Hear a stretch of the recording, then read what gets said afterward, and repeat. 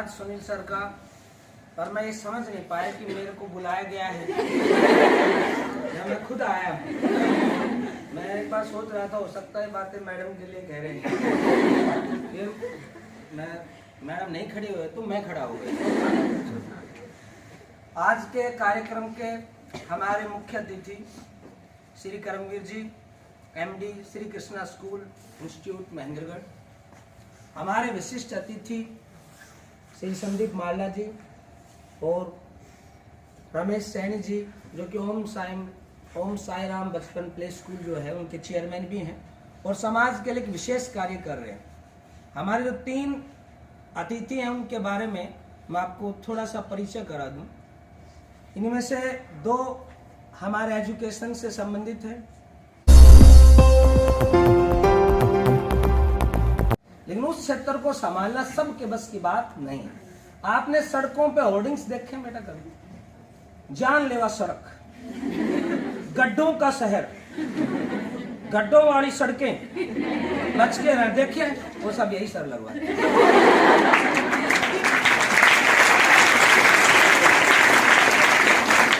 क्यों लगवाते हैं? क्यों इतना अपने पास से ट्रस्ट से पैसा खर्च करते हैं?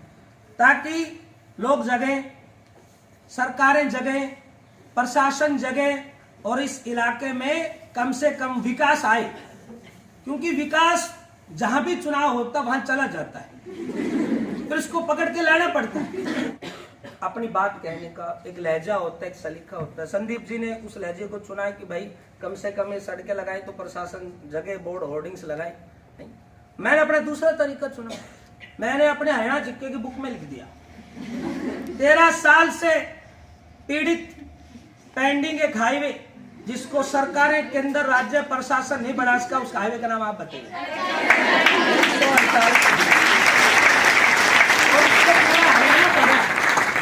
आप समझ सकते हैं। तो हर आदमी का बेटा अपना तरीका होता है। मैं सीधे आपको पता है कभी कोई बात नहीं कहता हूँ, मैं कभी कह नहीं सकता। पीछे जो बेटियां बैठी हैं वो कभी आवाज कर सकती हैं, वो शांति से हर शख्स को सुनती हैं, जैसे क्लास चल रही हो बेटा। तो सीधी बात कभी भी नहीं कहनी चाहिए, किसी भी इंसान को गलत लग सकता है। दूसरी बात, हमारे शख्सियत ओम साई राम स्कूल के चेयरमैन रमेश सैनी जी।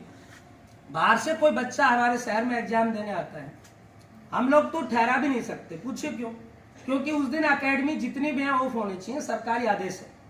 हम चाहें तो भी, क्योंकि आएंगे प्रशासन, भैया तुमने खोल कैसे रखी, उनसे हॉस्टल बच्चे पता नहीं क्या हो रहा होगा यहाँ पे। तो हम ऑफिशियल जो भी आदेश आते हैं ऑफिशियली उनका हम पालन करते हैं। इन्होंने बाहर से आए बच्चों, जो हम किसी शहर में जाते हैं तो आपको पता है हर शहरवासी चाहता है कि उनके शहर में आने वालों को परेशानी ना हो, और ये पूरा कोऑपरेट करते हैं। बच्चों के लिए आने जाने के इवन स्कूल की बसेस से छोड़ते हैं।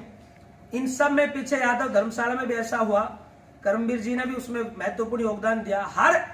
हमारे शहर का व्यक्ति चाहता है कि हम कोऑपरेट करें और यहाँ आने वालों को निराशा ना हो, रुकने में दिक्कत ना हो। हमारे शहर में सब हमारी भूरी प्रशंसा करते हैं हमारे शहर की, लेकिन जब वो हमारी विशेष सड़कों से होते हुए और अपनी अपनी धरने डिगाते हुए यहाँ तक पहुंचते हैं तो उनके भाव कुछ बदल जाते हैं।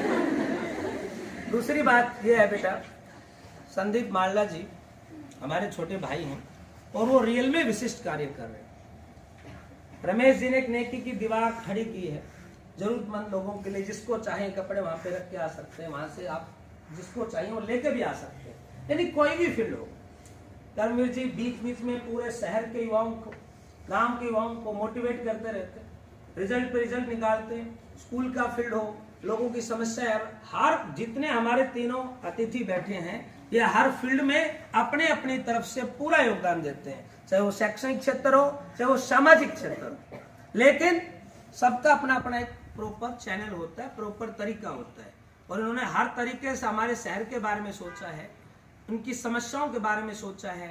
नहरों में पानी नहीं आ रहा तो संदीप जी एक्शन से बात करते हैं, प्रयास करते हैं भाई कुछ तो हो, ताकि ये लोग, हमारे लोग जगह और हमारे बच्चों को, हमारे किसानों को, हमारे शहर में आने वालों को परेशानियां ना हो। इन सब के लिए विशिष्ट कार्य किया है। तीनों अतिथियों के लिए एक बार जोरदार तालियां बजाएं।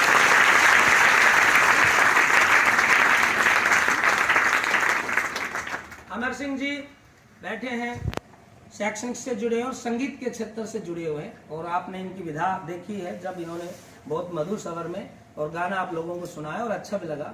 मैं देख पा रहा था कई बेटियां जो पैर है उसको इनके भजन की धुन के साथ लयबद्ध तरीके से अटैच कर रहे थे। लेकिन अच्छा उसमें दो बातें थी, वो पता नहीं गाने से प्रेरित थी, किससे प्रेरित थी कि हमें 3 साल पढ़ने का मौका और मिलेगा, सरकार प्रयास कर रही है। ये पता नहीं खुशी कौन सी थी या उनको अपनी खुशी थी। हर रिजल्ट में आप बेटियां सफलता के झंडे गाड़ते हैं। एसआई के रिजल्ट में पूरे हरियाणा में आप नंबर 3 पे रही। उससे पहले पुलिस का आया, आप 2 पे रही। रिजल्ट के अंदर महेंद्रगढ़ 1 पे रहा और आज जो रिजल्ट आया है इसमें भी आप नंबर 4 पे हो, सबको पछाड़ के अपने लिए बढ़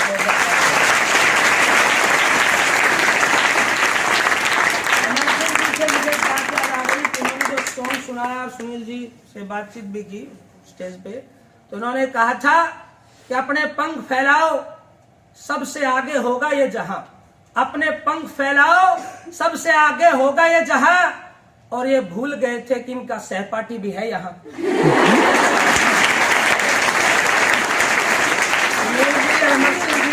दोनों सहपाठी हैं और मुझे थोड़ा ताज्जुब भी हुआ कि दोनों एक दूसरे को जान नहीं रहे। दोनों स्टेज पे अच्छा वर्क करते हैं। वो कह रहे हैं कि मैं इनका नाम भूल गया और वो कह रहे हैं कि हमारे सहपाठी हैं, तो बड़ा स्नेह देखने को मिला।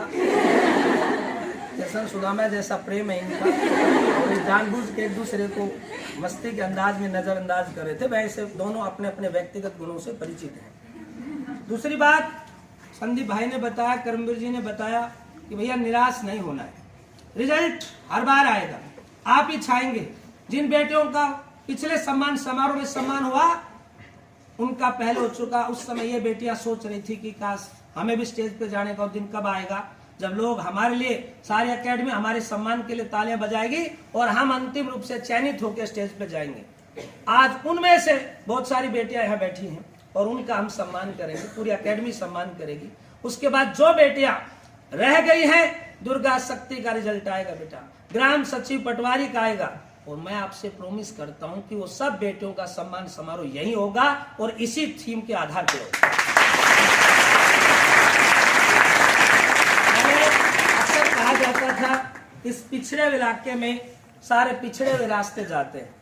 अब हमारे महेंद्रगढ़ के बारे में कहा जाता बेटा पूरे हरियाणा में कि आजकल नौकरी, एजुकेशन, एनटीएससी, एनडीए, एसएसबी सबके रास्ते Haryana police, Haryana SI, Haryana clerk एक ही जगह जाके रुकते हैं। वो शहर का नाम है महेंद्रगढ़। आपने वो मुकाम हासिल करवाया बेटा इस शहर को, पहले था ही। आपको तो अपनी यात्रा के बारे में मैं बीच बीच में बताता रहता हूँ कि बेटा अनुभव है पूरा, कि हमने 2 बेटियों से यात्राएं शुरू की। कि 2 बेटियां पढ़ने आती थी और मैं बैठ के सोचता था कि कब वो दिन आएगा, वो दौर आएगा जब इतनी बेटियां होंगी कि मैं इनका बैच अलग कर दूंगा। क्योंकि 2 बेटियां आए, मैं ऑफिस में जाऊं मेरे साथ बैठने आई, पढ़ने आई, फिर जैसे मैं जाऊं क्लास छोड़ के तो मेरे साथ ही जाए और फिर वापिस आए। अब मान लो 30-35 बच्चे बैठे हों, बेटियां पढ़ने वाली 2 ही हैं, तो आप समझो मेरी रेस्पॉन्सिबिलिटी बनती थी कि मैं साथ लेके आऊं, साथ लेके जाऊं। अनुशासन तो पूरा है, फिर भी अपने आप को अनकंफर्ट महसूस करती थी वहां पे। फिर मैं सोचता यार ऐसा आए, क्योंकि मैं जिम्मेवारी से बन जाता था कि मैं इनका बैच अलग कर दूं और लड़कियां अलग पढ़े और लड़के अलग पढ़े और मेरी जिम्मेवारी कम हो जाए। उसके बाद फिर वो दौर आया जब बेटा बैच अलग हुए, और फिर वो दौर आया जब फ्लोर अलग हुए कि ऊपर के फ्लोर पे बेटियां पढ़ेंगे, नीचे वाले फ्लोर पे लड़के पढ़ेंगे। और अब फिर वो दौर आया कि आपकी बिल्डिंग ही क्या हो गई बेटा अलग।